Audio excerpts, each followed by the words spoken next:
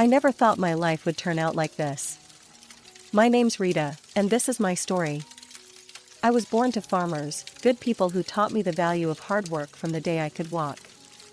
Our days started before dawn, tending to the animals and crops. Life was simple back then. I'd go to school, come home, and help around the farm. Weekends were for family time and catching up on chores. I didn't know any different, and I didn't want to. But things changed when I graduated high school.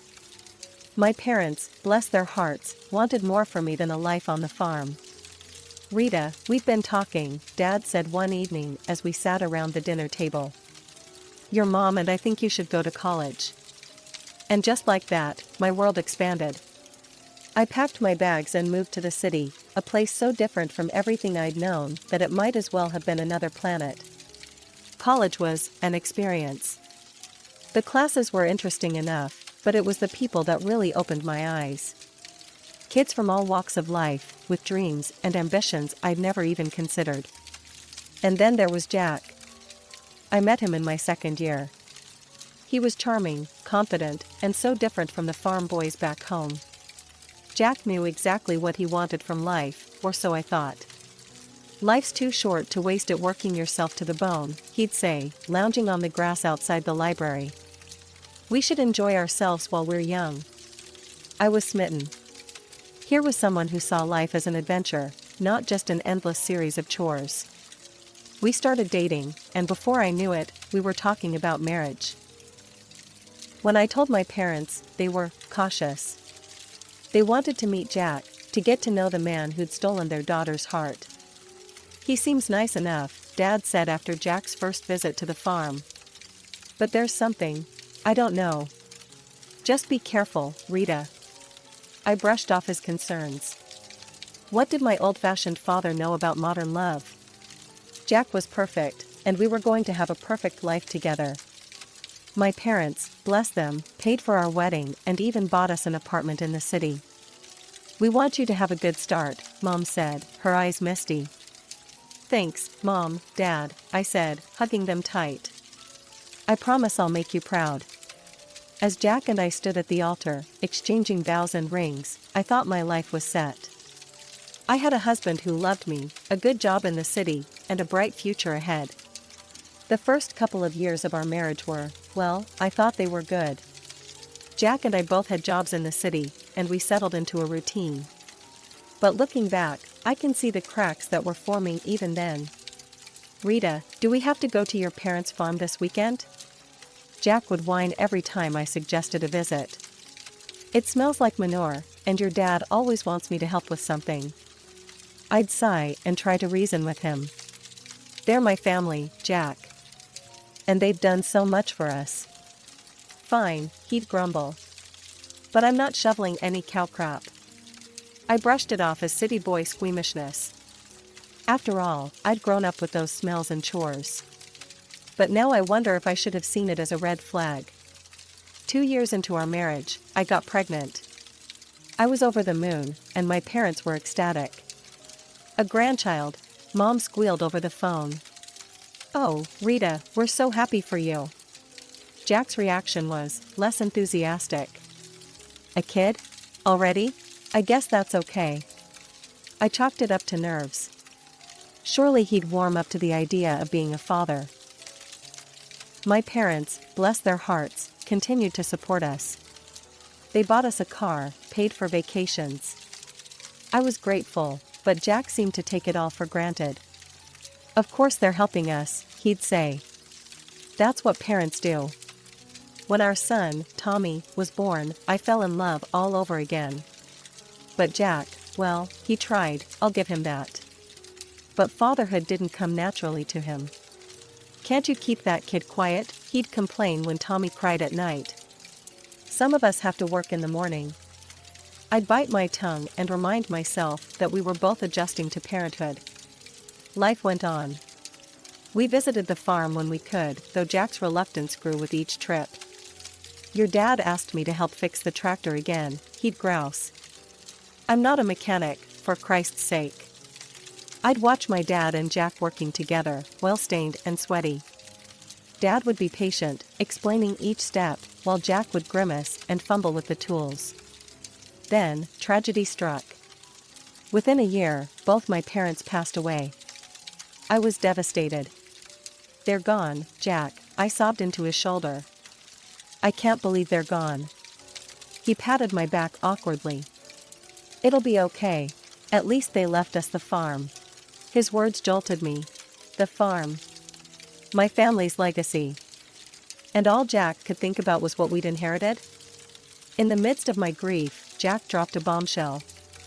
"We should sell the farm," he said one night over dinner. "We could buy a big house in the city. Live like kings." I wanted to argue, to fight for my family's legacy. But I was tired, worn down by grief and the demands of motherhood. And wasn't a wife supposed to support her husband's decisions? "Okay," I said quietly. "If you think it's best." And just like that, with a few signatures on some papers, my family's history was sold off to the highest bidder. The money went into our joint account, and Jack was like a kid in a candy store. "We're set for life, Rita," he crowed. "No more slaving away at work. We can do whatever we want." I nodded and smiled, trying to ignore the hollow feeling in my chest. This was what Jack wanted, and I was his wife. I had to support him, right? Life after selling the farm was different. The money from the sale cushioned us nicely, I'll give Jack that. We didn't have to work as hard anymore. We both cut back to part-time hours, and for a while, it felt like we were living the dream. But as the years went by, I started noticing things. Jack, who'd never been a hard worker to begin with, seemed to lose all motivation. He'd quit jobs at the drop of a hat, always with some excuse. "That boss was a jerk," he'd say, or "they expected too much." "I'm not a slave, you know."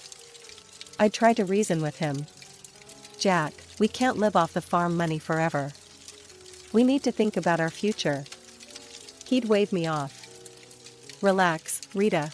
We're set for life. Why work ourselves to death?"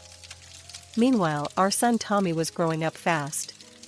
He graduated high school, then college, and before I knew it, he was working and living on his own. I was proud of him, but I missed having him around. Then one day, I was flipping through the newspaper when a name caught my eye.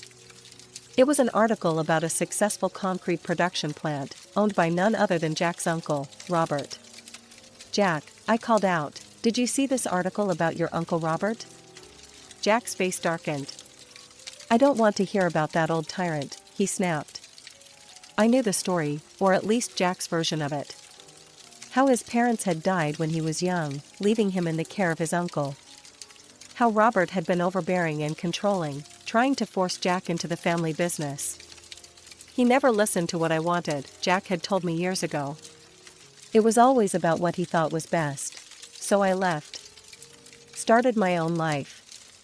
Looking at Jack now, lounging in his robe at 2 in the afternoon, I couldn't help but wonder if there was more to the story. Maybe it's time to make peace?" I suggested gently. "It's been years, Jack. People change." Jack's reaction was explosive. "Make peace? With that control freak? No way in hell, Rita. Drop it." I let it go, but the incident left me unsettled. There was so much anger there, so much resentment. It made me wonder what else Jack was carrying around, what other parts of himself he was hiding. It was a quiet Sunday afternoon when I overheard Jack on the phone. His voice was curt, dismissive. "I am not interested in his life, and it does not concern me," he said sharply before hanging up. My curiosity got the better of me. "Who was that, honey?" Jack's face was a mask of indifference. "Hospital. My uncle's sick. If he kicks the bucket, at least I'll finally get something out of him." I stared at him, shocked. "Jack, that's a terrible thing to say." "He raised you." "Yeah, and made my life hell," he snapped. "I'm not going to see him." End of story. As I watched Jack settle back into his armchair, remote in hand, something inside me snapped. This wasn't the man I married. This wasn't the person I thought I knew. Without a word to Jack, I went to our bedroom and called Tommy. "Hey, sweetie," I said when he picked up. "How would you feel about meeting your great uncle?" Tommy was surprised, but agreed readily. An hour later, we were walking into the hospital, my heart pounding. The ICU was a maze of beeping machines and hushed voices. And there, in a bed surrounded by monitors, lay Jack's uncle Robert. He looked small and frail, nothing like the tyrannical figure Jack had described. When we introduced ourselves, his eyes filled with tears. "Rita, Tommy," he said, his voice weak but warm. "Oh, I've wanted to meet you for so long." Over the next hour, Robert told us his side of the story. How he'd taken Jack in after his parents died, raised him as his own. "I loved that boy," Robert said, his voice cracking. "I wanted him to have everything. To carry on the family business, to have a good life.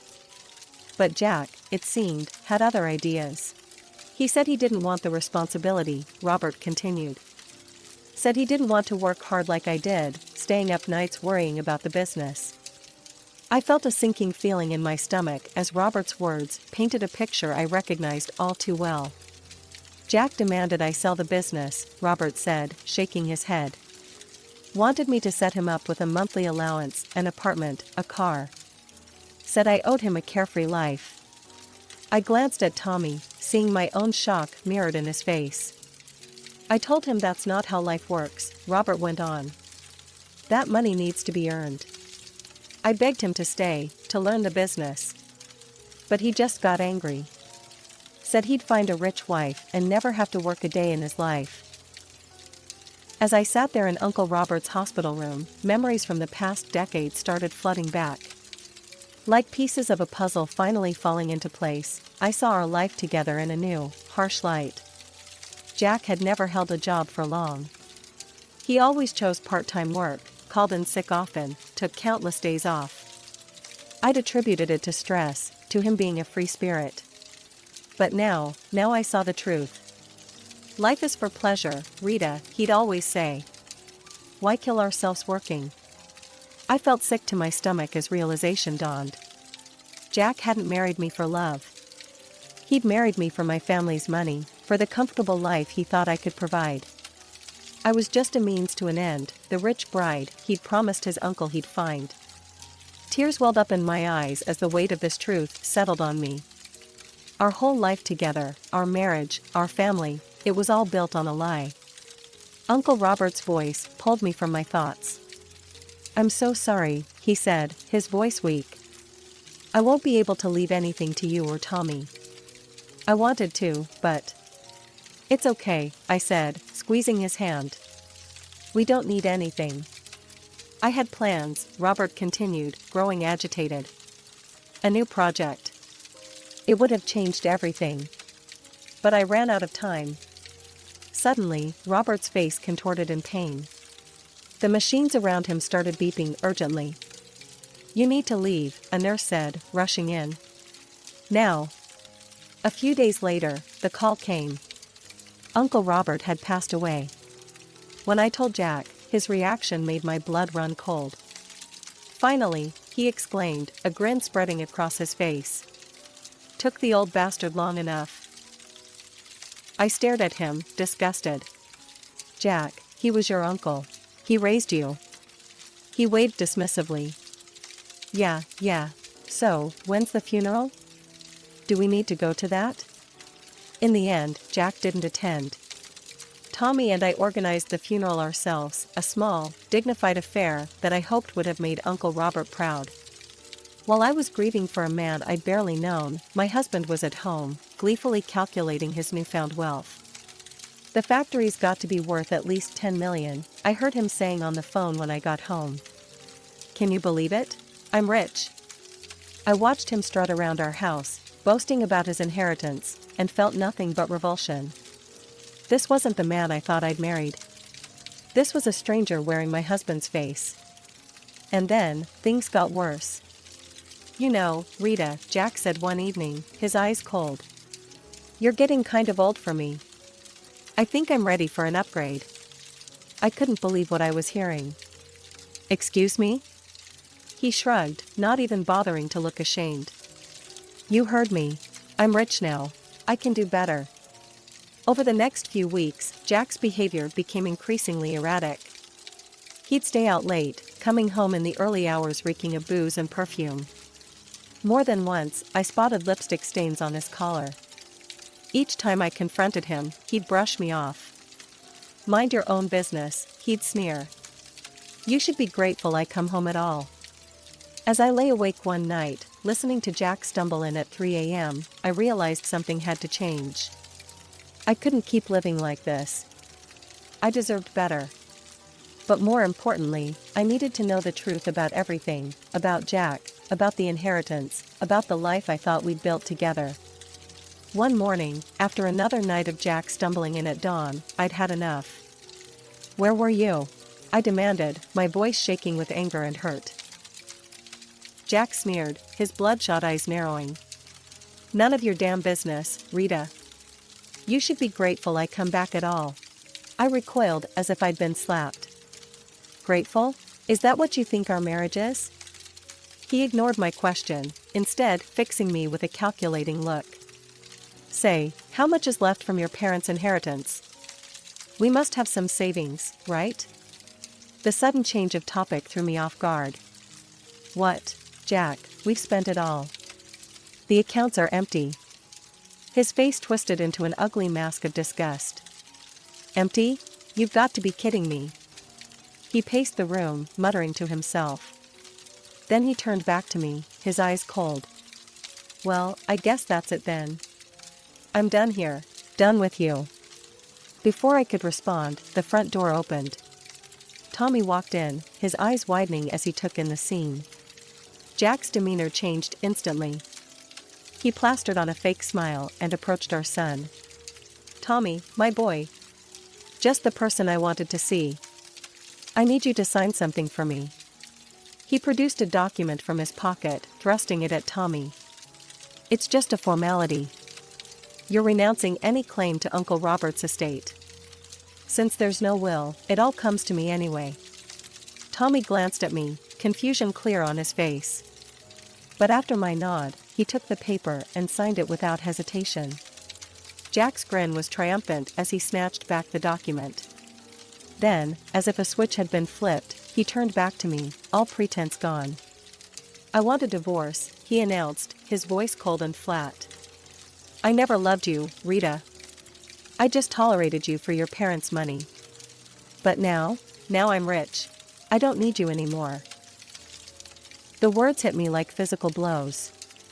Even though I'd suspected, hearing it laid out so brutally. I'm moving to Uncle Robert's house, Jack continued, already pulling out a suitcase. Don't try to contact me. It's over. And just like that, he was gone. 30 years of marriage, packed away in a suitcase, and walked out the door. I stood there, frozen, trying to process what had just happened. It felt surreal, like a bad dream I couldn't wake up from. Mom? Tommy's voice was soft, concerned. Mom, are you okay? I turned to my son, my rock, and felt the dam break. Tears streamed down my face as Tommy wrapped his arms around me.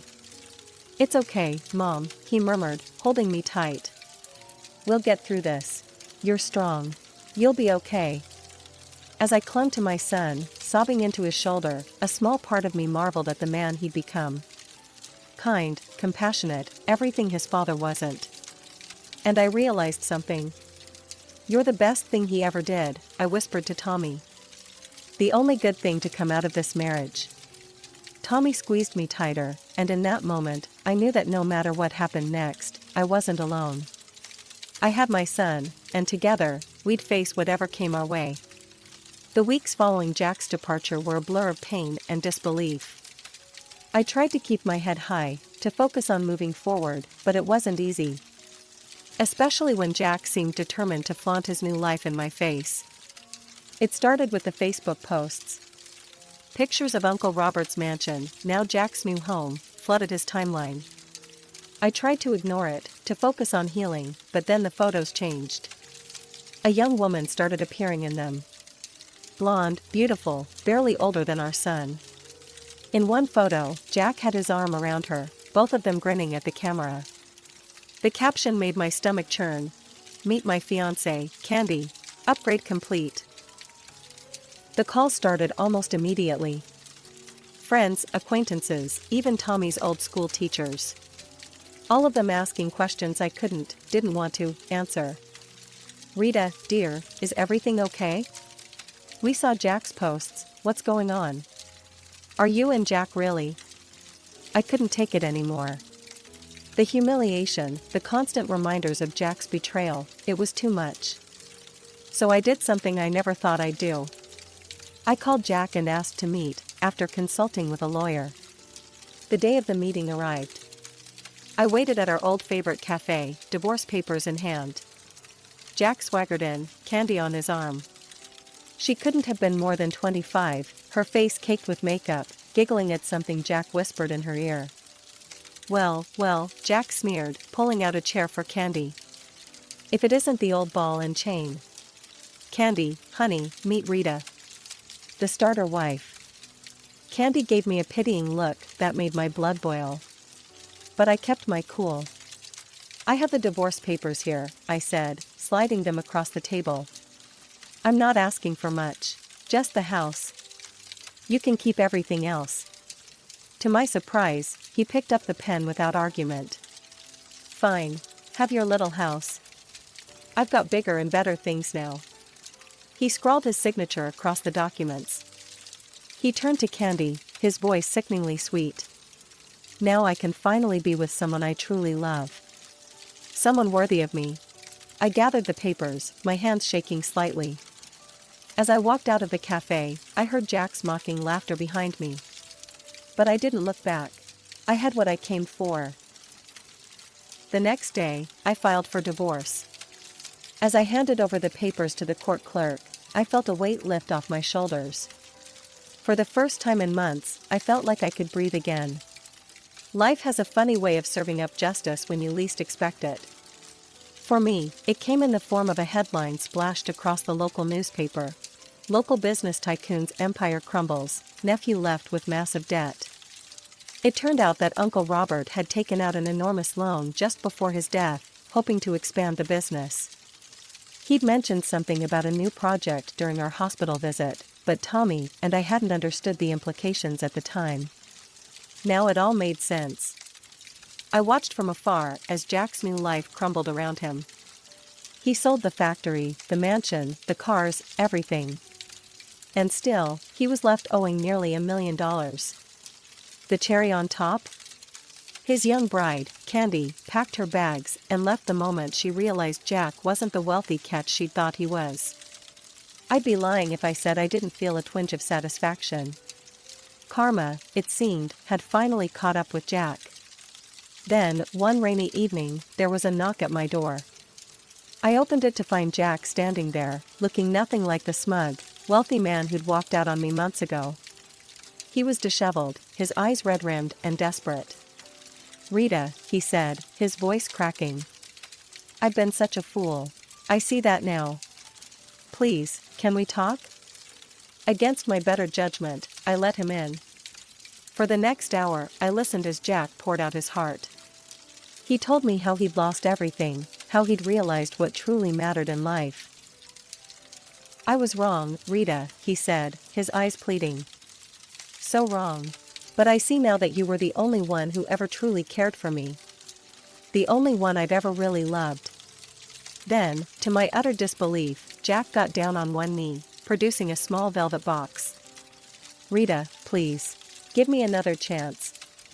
Marry me again. Together, we can overcome anything." For a moment, I was speechless. Then, I did something that surprised even me. I laughed. It started as a small chuckle and grew into full-blown, tears streaming down my face laughter. Jack's face fell. "What's so funny?" When I finally caught my breath, I looked him straight in the eye. "Oh, Jack. Did you really think it would be that easy? That you could treat me like garbage, throw me away, and then come crawling back when things got tough?" His expression darkened. "Now listen here," he snarled, jumping to his feet. This is my house too. I have rights. I calmly walked to the drawer where I kept our divorce papers, pulling them out and showing him his own signature. No, Jack. You don't. You signed away any claim to this house. It's mine. Now get out, or I'll call the cops. For a moment, I thought he might try to argue further. But something in my expression must have told him I meant business. Without another word, he turned and stormed out, slamming the door behind him. As soon as he was gone, I called Tommy and told him everything. My wonderful son was supportive as always. You did the right thing, Mom, he said. I'm proud of you. Those words meant more to me than he could ever know. In the weeks that followed, I made some big decisions. The house, with all its memories both good and bad, felt too big for just me. So I sold it, using the money to buy a cozy apartment in a vibrant neighborhood I'd always loved. At 60, I'm finding that life is just beginning. I've started traveling, seeing all the places Jack always promised we'd visit, but never did. I've taken up painting, joined a book club, even tried my hand at salsa dancing. Every now and then, I catch a glimpse of Jack around town. He looks older now, worn down by his mistakes and misfortunes. Life didn't turn out the way I expected. But you know what? I wouldn't have it any other way. Because now, for the first time in a long time, I'm truly, completely, happily me.